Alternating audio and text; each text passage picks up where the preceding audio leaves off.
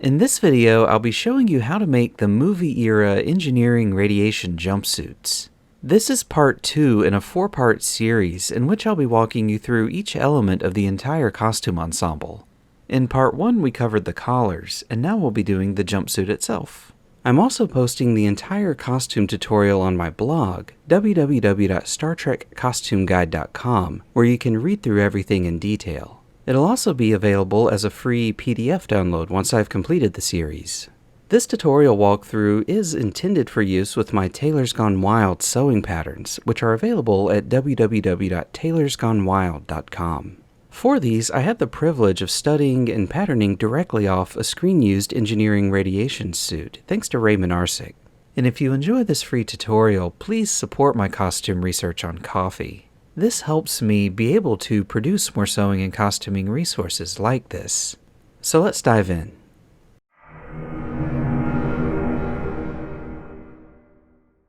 Three major factors to consider when choosing your jumpsuit fabric are fiber, weave, and color.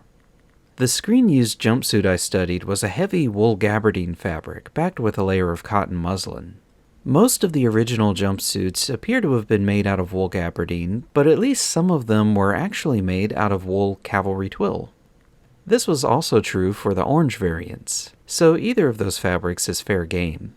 Accuracy aside, wool is durable and resists wrinkling, which is probably why it was used for the original costumes, but it does tend to be on the upper range of fabric pricing, especially the cavalry twill. As a more budget-friendly alternative, I suggest using cotton bull denim. Bull denim is tough and durable like wool gabardine, but it's usually much cheaper. The primary compromise is that it doesn't resist wrinkling quite as well. You could also use cotton twill, but in my opinion, bull denim is an overall better option. Polyester gabardine is probably the cheapest fabric option, within reason, but even though it resists wrinkling pretty well, I wouldn't recommend it because, in my experience, it has a lifeless drape and doesn't breathe well. In my opinion, cotton bull denim is the best overall fabric option for costuming and cosplay purposes. The other factor to consider is color, and as is often the case with replica costumes for cosplay purposes, what color you want your costume to be is a subjective issue. Despite looking white in the movies, the actual fabric color was much more of a cream color in person, not white at all. So the obvious question is, what color do you want your jumpsuit to be? Pure white, like the costumes looked in the movies? A cream color, just like the screen used? Or something in between? If you want to stick close to the original fabric color, you can use Pantone 468U and Pantone 7501U as references while fabric hunting. Or if you're interested and equipped to dye your own fabric, the closest pre-mixed colors I found were Pro-Chem's Straw for wool, dyed at a 0.2% depth of shade, and Pro-Chem's Vanilla Bean for cotton, dyed at 4% depth of shade. Both of these were with standard 1% stock solutions, with the acid dye dissolved in boiling water to make the solution. If you have no idea what this means but are interested in learning, I'm planning to produce a Tailors Gone Wild fabric dyeing course after my sewing and tailoring courses are finished. If that's something you're interested in, then drop by www.tailorsgonewild.com and subscribe to my Sewing Wizard newsletter.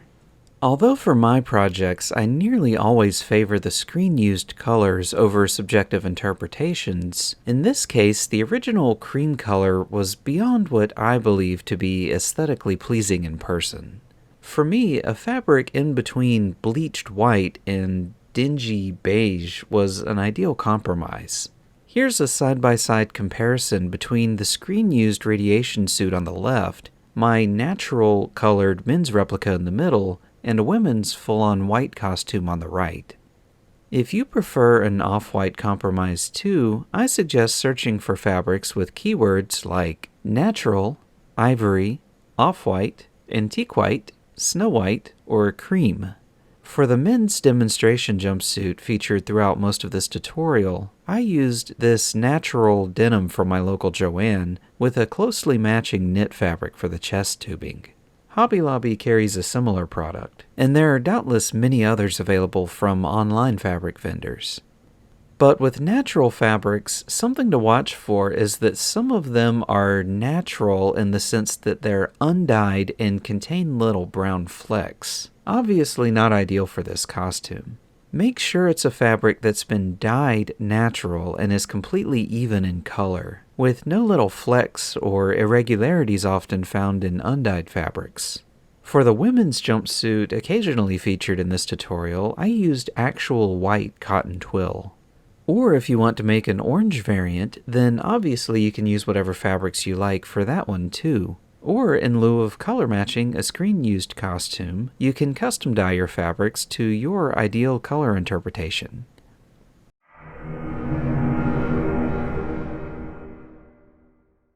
I prefer to trace the pattern pieces onto the fabric before cutting, ideally with something temporary like disappearing tailor's chalk. But with this being white or off-white fabric, I just traced it with a fine-tip Sharpie. I strongly recommend tailor basting the shell fabric and muslin underlining together near the edges and along the length and shorten lines, then cutting the two layers simultaneously. I also suggest marking the pant leg pleats with a vertical row of tailor basting or basic running stitch, and the various balance points with tailor's tacks. After you've cut your jumpsuit body panels, serge the shell/underlining layers together along every edge.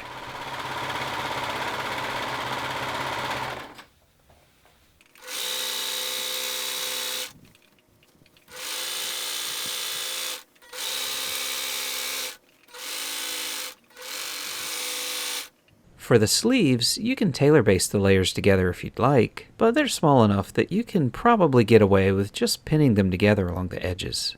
I do suggest doing a horizontal running stitch across the upper edge of the sleeve tubing though. Serge the sleeve layers together along the edges too.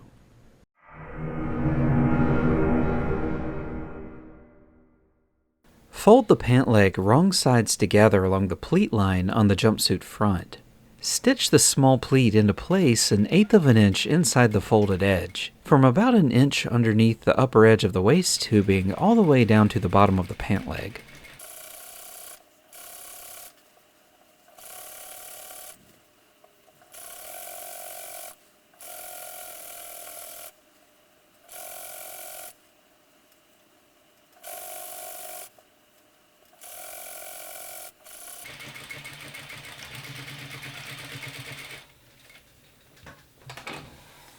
Repeat for the other pant leg and both back pant legs. On the men's pattern, the jumpsuit front is one single piece, not including the front panel. On the women's pattern, the jumpsuit front is divided into 3 pieces which need to be sewn together. I'm not sure exactly how the original women's jumpsuits were patterned, but I think this way makes sense and is the most convenient way to reproduce the look and fit of the originals. For the women's jumpsuit, sew the upper center front, piece C1, to the upper side front, piece C2, with 1/2 inch seam allowance, matching balance points along the princess seam. Press the seam allowances toward the front. Sew the upper front assembly to the lower front, piece C3. Press the seam allowances open. On the women's jumpsuit back, piece D, sew the fitting darts closed and press them toward the center back. Sew one jumpsuit front to the corresponding jumpsuit back along the sides with 1 inch seam allowance.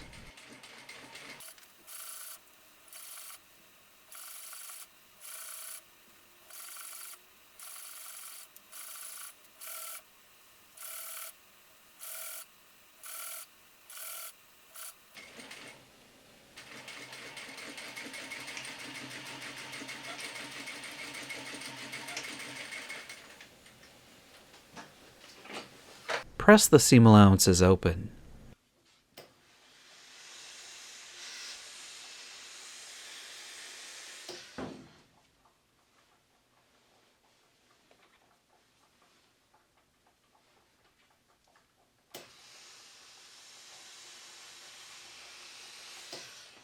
The upper edge of the waist tubing is marked for you on the pattern. I recommend drawing a line 1/2 inch below the pattern guide onto the fabric using a disappearing ink fabric marker. There's a pattern piece for the waist tubing channel, piece H, but it's just a rectangle of bias cut fabric 6.5 inches tall.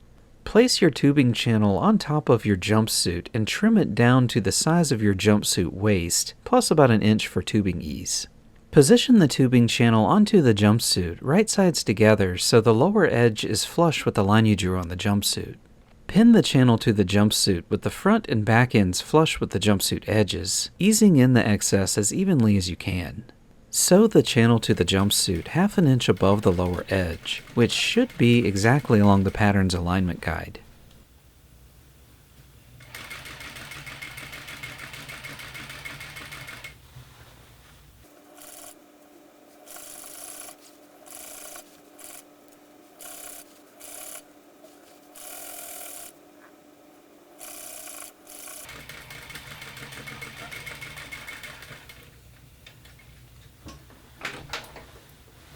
I'm not sure what was used to fill all the tubing channels on the original jumpsuits. It was something fairly stiff and foamy, but upholstery cording produces a similar effect. Cut 3 lengths of 1-inch upholstery cord for the waist tubing. The back end of the cord should be 2 3/4 of an inch from the back edge of the jumpsuit. The front end of the cord should be 7/8 of an inch from the front edge of the jumpsuit. And as with the bias channel itself, include an extra inch or so of ease in the cord.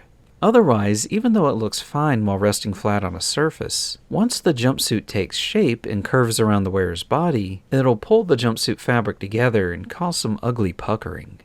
Fold the fabric channel back downward over the first length of upholstery cord. Using a zipper/piping foot, stitch the channel to the jumpsuit close to the cord to enclose it.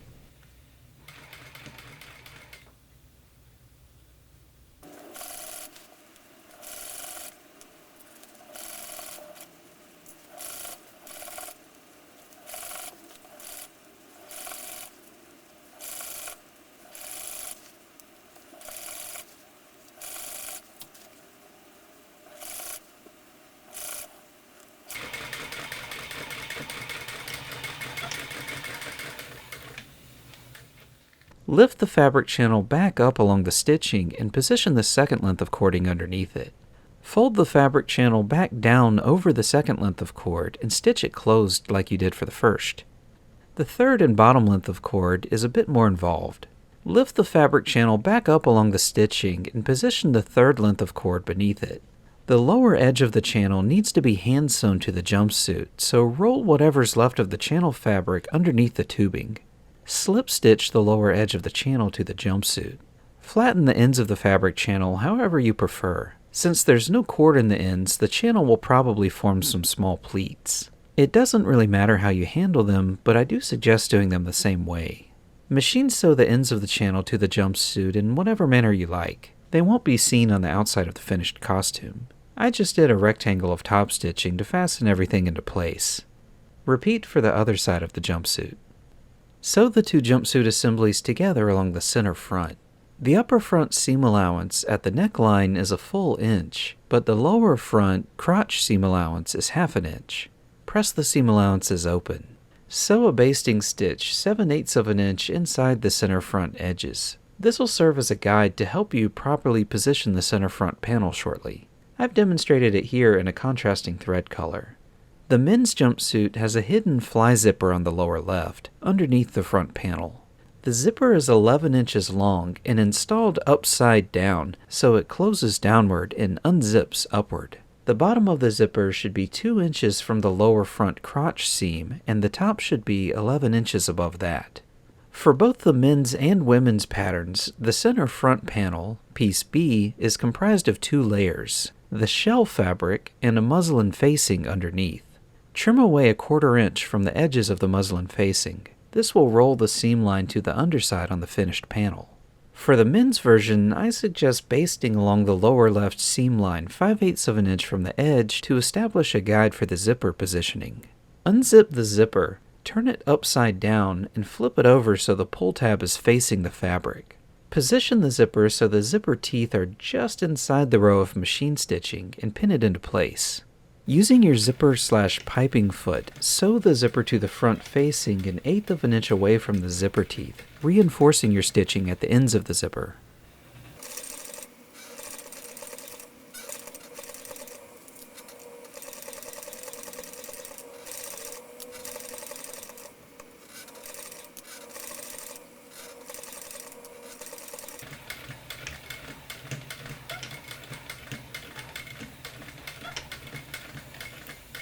Secure the zipper tape to the facing by stitching again 1/4 inch from the zipper teeth.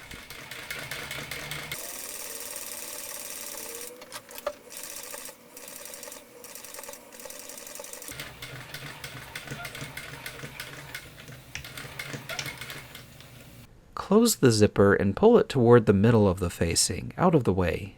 For both the men's and women's jumpsuits, pin the muslin facing to the shell fabric. The facing panel is slightly smaller, so the shell fabric will buckle a bit. Gently ease in and distribute the excess as evenly as you can. Sew the layers together with 5/8 inch seam allowance, leaving the bottommost 2 to 3 inches free to turn it outward shortly. Clip the seam allowances where you began and ended your stitching, and trim the seam allowances down to 1/8 of an inch along the stitch line.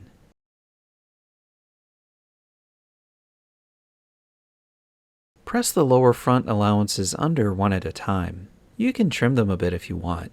Hand sew the lower front panel assembly closed.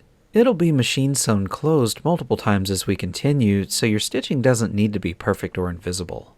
Top stitch around the entire perimeter of the front panel assembly 1/8 of an inch from the folded edge. On the men's jumpsuit, top stitch again 1/4 inch from the previous stitching, or 3/8 of an inch from the folded edge along the zipper. Position the front panel assembly onto the jumpsuit so its folded edges are flush with the basting stitch you made earlier, matching balance points. Pin the front panel assembly to the jumpsuit. On the men's jumpsuit, don't pin over the zipper, just leave that area free for now. The jumpsuit and front panel have slightly different curved contours. The seam lines are the same length, but the seam itself is fitted, so your jumpsuit assembly won't want to lie flat. Top stitch the front panel to the jumpsuit 1/4 inch inside the first row of top stitching, or 3/8 of an inch from the folded edge.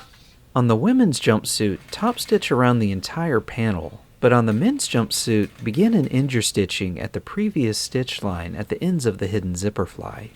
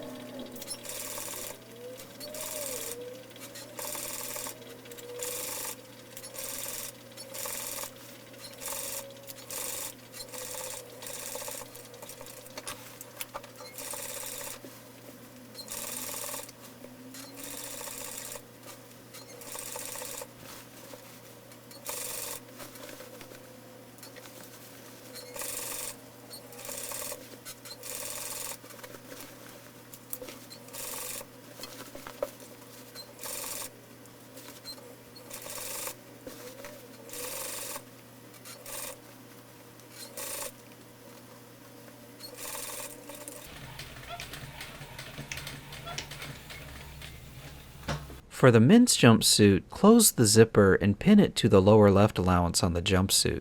Using your zipper/piping foot, sew the zipper to the jumpsuit 1/8 of an inch away from the zipper teeth, reinforcing at the ends of the zipper. Secure the zipper tape to the jumpsuit by stitching again 1/4 inch from the zipper teeth. On both the men's and women's jumpsuits, top stitch over the previous stitch lines again through all layers for the bottom 2 inches or so of the lower front corner. For the men's version, reinforce your stitching several times at the bottom of the zipper where the lower left stitch lines meet.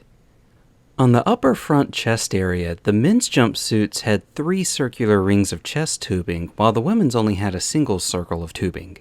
As with the waist tubing, I'm not sure what was used on the screen-used jumpsuits, but upholstery cord produces a similar result. For the men's jumpsuit, I suggest starting with the innermost circle of tubing and working outward. Cut a length of 7/8 inch upholstery cord that's long enough to snugly wrap around the bullseye assembly, which is 2 1/4 inches in diameter. This length of cord should be about 10 1/2 inches long. I suggest taping the ends of your upholstery cord together to form a circle. The cord will be enclosed in a large circle of knit fabric, piece G1. Stretch your knit fabric around the cord and pin the allowance into place a little at a time. The allowance will form overlapping pleats underneath, but keep the fabric as smooth as possible around the surface of the cord. Using a zipper/piping foot, carefully stitch the allowance into place from the right side of the assembly next to the edge of the cord. I like to pull out one pin with a pair of tweezers, take a few stitches, stop with the needle in the fabric, raise the presser foot, rotate the assembly a bit, lower the presser foot, pull out the next pin, and keep going. Ideally, your stitching should be as close to a perfect circle as possible, although this is a challenging stitch, and for the men's version, it's not a big deal if the stitch is a little uneven. Inside the ring, stitch a small circle of French canvas, piece G2, to stabilize the assembly. Repeat the process for the other 2 rings of chest tubing. Both the middle and outer rings of cord should wrap snugly around the one inside of it so all 3 are flush when stacked together. The cord for the middle circle should be about 15 3/4 inches long, and the cord for the outer chest circle should be about 20 3/4 inches long. Place the middle chest tubing assembly inside the outer one and stitch them together inside the middle area. Do this again with the innermost circle of tubing. Apply some E6000 glue to the underside of the middle and inner rings to secure them to the canvas close to their edges too. Set a few large, heavy books on top of the assembly to flatten it to a consistent height as the glue dries. This auction photo of a screen-used chest tubing assembly has what appears to be another layer of French canvas on the underside of the outermost chest circle, as well as a square of muslin fabric, maybe, caught in the various circles of machine stitching. I don't know what purpose it serves, if any, so I didn't bother and didn't miss it. Feel free to include it on your costume, though. Hand sew the chest tubing assembly to the front panel of the jumpsuit along the underside of its perimeter. For the women's jumpsuit, the cord for the single circle of tubing isn't flush with the bullseye assembly. It should be about 1/4 inch outside of it. The 7/8 inch upholstery cord for the women's chest circle should be about 12.5 inches long. Otherwise, the women's tubing assembly looks like it was constructed the same way the men's was, except you'll want to stitch or glue the French canvas to the underside of the assembly instead of the outside. Sew the jumpsuit shoulders closed with 3/4 inch seam allowance and press the seam allowances open. Press the neckline's 1/2 inch hem allowance under, clipping the allowances as needed for it to lie flat. Hem the jumpsuit neckline. At this point, your jumpsuit should be starting to look familiar.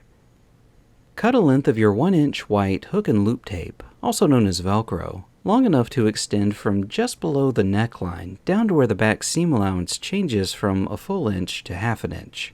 Position the Velcro flush with the center back edges of the jumpsuit and edge stitch it to the center back. For the men's jumpsuit, sew the hook or scratchy side to the back right and the loop or fuzzy side on the back left. For the women's jumpsuit, do the opposite. Sew the hook side to the back left and the loop side to the back right. Sew the lower back crotch closed with 1/2 inch seam allowance up to the bottom of the Velcro and reinforce your stitching several times. On the men's jumpsuit, clip the left seam allowance just beneath the Velcro so the back left will overlap the back right. On the women's jumpsuit, do the opposite. Clip the back right seam allowance just beneath the Velcro so the back right will overlap the back left. Press the seam allowances open. Fold the back overlap, left for the men, right for the women, under and machine sew it into place by edge stitching again over the hook and loop tape. Sew the upper sleeve, piece E, to the undersleeve, piece F, along the front sleeve seam with 3/4 inch seam allowance. Press the seam allowances open. Make and attach the sleeve tubing assembly like I already showed you for the jumpsuit waist, using the sleeve tubing channel, piece I, and 3/4 inch upholstery cord.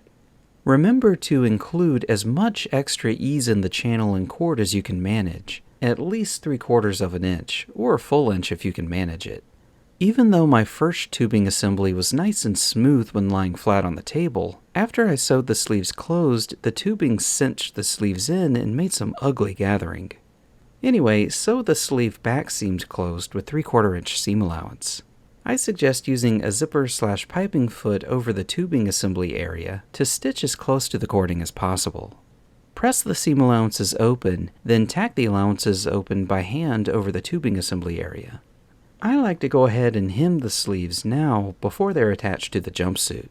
If you want to do this too, press the sleeve's 2 inch hem allowance upward and carefully hand sew the hem allowance into place. only stitching through the muslin backing and not onto the outside of the sleeve. There's a slight amount of ease in the sleeve cap. Nothing crazy, but the cap does need to be gathered down a bit to size before attaching it to the jumpsuit. On my Tailor's Gone Wild sewing patterns, the sleeve caps contain 3/4 of an inch of ease, approximately 1/2 inch around the back and 1/4 inch on the front. Sew 2 rows of gathering stitches around the sleeve cap inside the seam allowance. Gather the ease along the stitches and smooth the cap by steaming it over a tailor's ham. Sew the sleeves to the jumpsuit with 1/2 inch seam allowance, matching balance points. Press the seam allowances toward the sleeves. For the lower back rectangle, you'll need a cut of shell fabric, piece J1, a layer of high loft quilt batting, piece J2, and a backing layer of muslin, also piece J2.